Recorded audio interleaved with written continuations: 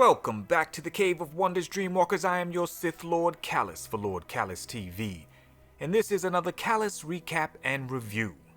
Now today we'll be taking a look into episode 7 of The Bad Batch, entitled Battle Scars, where we finally see Wrecker succumb to the will of the chip.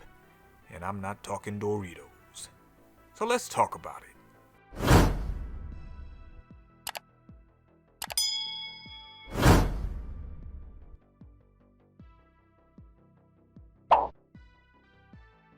Battle Scars keeps the Batch on their toes as they continue to work for Sid with minimal payout.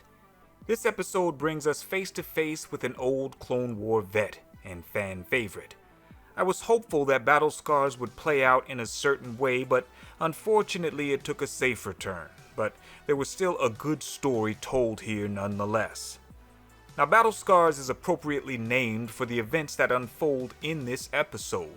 They don't spend time reminiscing, but instead expect the audience to connect the dots on their own from the events that may or may not have occurred in the Clone Wars. This episode puts a heavy emphasis on the relationship and the bonds between the Bad Batch, especially now with Omega. Clone Force 99 collects their payout from Sid, and the group feels cheated. But Sid, the scoundrel she is, goes on to itemize a list of expenses she's incurred on their behalf. From docking fees to the food, it all adds up, and Sid begins to look less like a scoundrel with every bowl of Mantell mix Wrecker and Omega charge to her tab. Now, I enjoyed this scene because it does a great job to showcase how close the Batch has grown with Omega. They are a family, and that connection makes us as the viewer care even more for the well-being of these characters.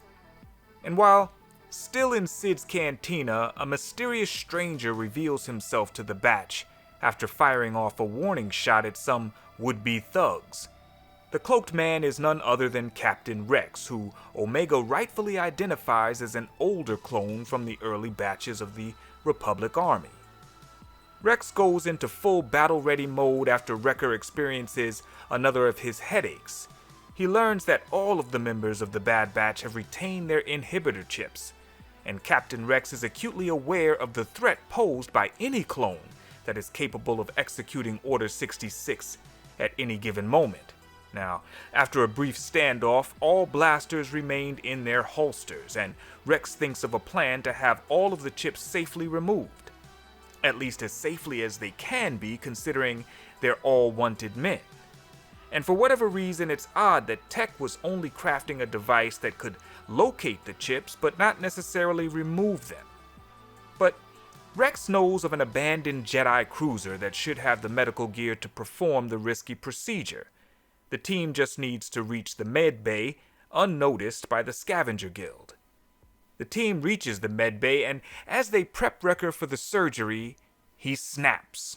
And honestly, this was the moment I've been waiting for. I enjoy Wrecker the most of all of the Batch, and I was hoping to see his character arc take a darker turn. He begins to attack the entire squad, including Omega, and the music accompanying this scene really ties it all together. Wrecker is a beast, and when he's in beast mode, he's nearly unstoppable. Not even Omega is able to get through to him. Good soldiers follow orders, but ultimately, Rex is able to get off a last-second stun shot that saves Omega's life, and the group is able to get Wrecker back on the operating table. Now, personally, I was hoping to see this darker side of Wrecker play out for a little bit longer, perhaps even have him rejoin Crosshair. To lose the strongest member of the Batch and the best shot from the Batch would have made for some desperate episodes to come. Let's say, like, if the Avengers lost the Hulk and Iron Man. Alas, I was robbed of this fantasy. But one by one, the procedure is a success, and the chip is removed from all three members. Then we see a couple of the scavengers reporting the Bad Batch to the Empire, and that's where this story ends. Now, this was a solid episode. I really enjoyed seeing Captain Rex after the Season 7 finale of the Clone Wars, and I believe there is still more of his story left to tell in episodes to come. Yeah, we'll definitely see more of him.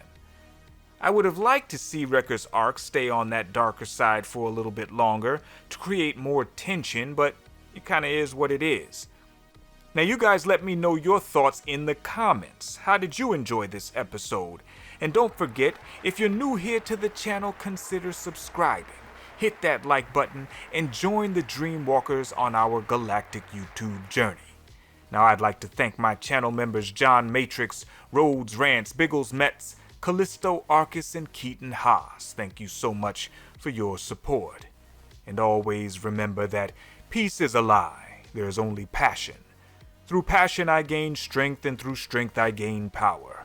Through power I gain victory, and through victory my chains are broken. The Force shall free me. That is why I do what I love. And I hope you love what I do. This has been a Callous recap and review. Until next time.